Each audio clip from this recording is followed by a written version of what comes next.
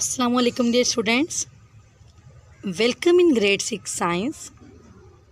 Students, today we will start our new chapter living thing and environment. And our topic is about environment. Students, learning objectives. Students, you will learn about environment and its components. आज हम environment यानी माहौल और उसके components के बारे में पढ़ेंगे. Environment. What is environment? Students, माहौल क्या है? Definition. Everything around a living thing, large or small, that affect its way of life is called its environment. Students, हमारी जितनी भी चीज़ें हैं जो हमारी लाइफ पे इफेक्ट करती हैं उसको हम environment कहते हैं. जैसे कि स्टूडेंट्स अगर हम अपनी सराउंडिंग में देखें तो चेंजिंग वेदर, टेम्परेचर, लाइट, जितनी भी चीज़ें जो हैं चेंज हो रही हैं तो ये हमारी लाइफ पे इफेक्ट करती हैं, तो इसको हम इन्वायरमेंट कहते हैं. कंपोनेंट्स ऑफ इन्वायरमेंट यानी कि माहौल के हिस्से. Students, there are two components of environment, biotic components and abiotic components.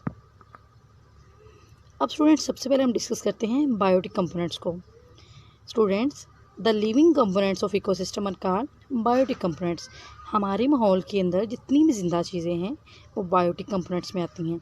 For example students, biotic components, biotic factors includes plants, animals, insects, bacteria, fungi and birds.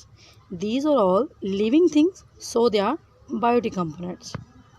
Next, abiotic components यानी कि students non living portion. यानी abiotic mean non living part. The non living component of ecosystem is called abiotic component.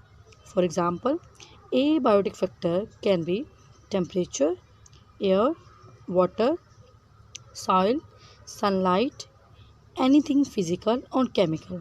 Students, these are all non-living things, so they are abiotic components of our environment.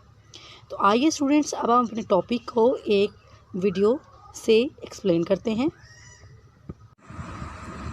Biotic and abiotic factors. Students, biotic factors हमारे इर्द गिर्द जितनी भी living चीज़ें हैं, जितनी भी ज़िंदा चीज़ें हैं उनको बायोटिक फैक्टर्स कहते हैं. स्टूडेंट, जस्ट लाइक डॉग है, प्लांट्स हैं, microscopic organisms, euglena and bacteria. These are all biotic components of our environment. Students, traits of living organisms mean ability of living organisms. They are made up of cells. They respond to stimuli. They require energy to reproduce. And students, they contain genetic materials, DNA. Abiotic factors. The non-living things are called abiotic factors like fire, water, air and ice. Students, it also includes other factors like sunlight, temperature and rocks. These are also abiotic factors of environment. Ecosystem. The interaction between the biotic and abiotic components is called ecosystem. Students, biotic और abiotic का आपस में जो interaction होता है उसको हम कहते हैं बायोटिक कंपोनेंट्स. यहाँ पे आप देख सकते हैं students examples: fishes, plants and other trees.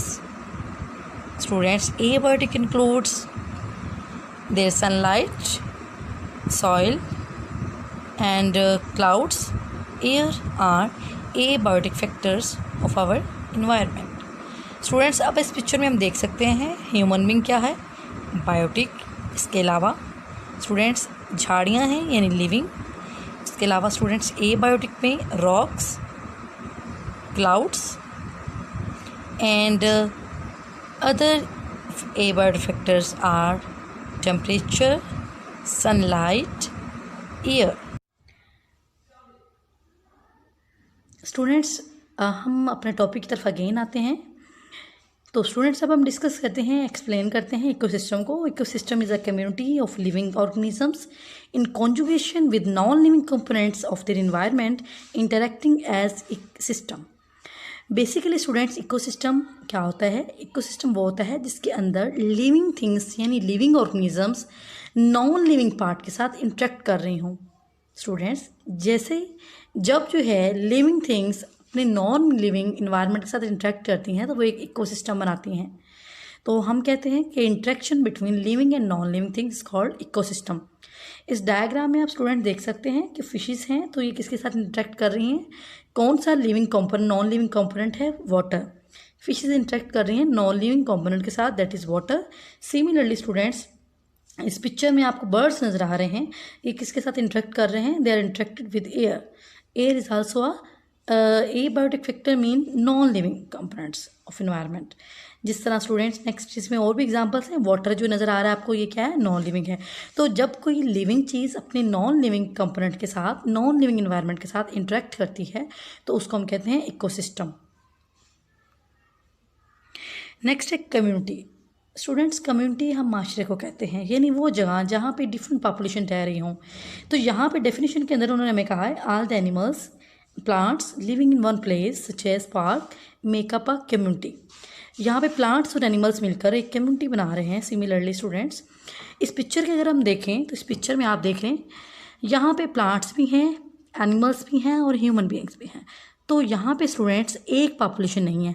Population कहते हैं स्टूडेंट्स सेम स्पीशीज अब होती हैं। यहाँ पे क्या है? डिफरेंट स्पीशी आपको नज़र आ रही है, यानी ह्यूमन बीइंग एक स्पीशी है। सिमिलरली यहाँ पे अगर ये डॉग है तो डॉग एक स्पीशी है। इस तरह स्टूडेंट्स, अगर प्लांट की बात करें तो प्लांट्स भी स्पीशी हैं। तो डिफरेंट स्पीशीज जो हैं मिलकर क्या बनाती हैं? एक कम्युनिटी बनाती हैं। हैबिटेट्स। स्टूडेंट्स, हैबिटेट कहते हैं रहने की जगह को, यानी अगर कोई एनिमल जो है वो पानी में रहता है तो उसकी हैबिटेट क्या होगा? पानी, यानी वाटर होगा। आप इस पिक्चर में देख लें स्टूडेंट्स, डेजर्ट हैबिटेट दिखाया गया है। सिमिलरली इस तरह पॉन्ड हैबिटेट है और पोलर हैबिटेट दिखाया गया है। तो स्टूडेंट्स, वो जगह जहाँ पर एनिमल रहते हैं वो उसकी क्या होती है? हैबिटेट होती है। तो नेचुरल होम और इन्वायरमेंट ऑफ एनिमल, प्लांट और other organisms is called habitat. ठीक है, वो जगह जहाँ पे एक प्लांट रहता है या एनिमल रहता है या कोई भी ऑर्गेनिज्म रहता है वो उसकी क्या होती है? हैबिटेट होती है। तो स्टूडेंट्स, आज का लेक्चर था हमारा इन्वायरमेंट एंड इट्स कंपोनेंट्स। उसके अलावा हमने कम्युनिटी को डिस्कस किया और हैबिटेट को डिस्कस किया। So students, this is all about our today's lecture. Thank you.